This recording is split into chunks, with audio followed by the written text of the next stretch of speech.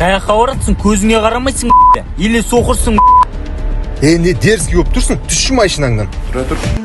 Бауырым айбетпе, байқамай қалдық. Жолың болсын, бәрі жақсы,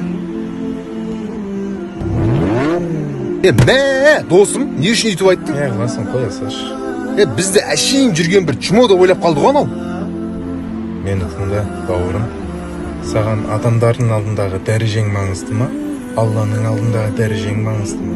Пайғамбарымыз саллаллаху алейхи вассалам айтқан, ең мықты адам өз ашуын жұта білген адам дейді. Мына біз мұсылмандар өзгелерге көркем мінезбен үлгі болуымыз керек. Сабырлы болсай, бауырым. بك ملهمي يشدو فمي والشوق يجري في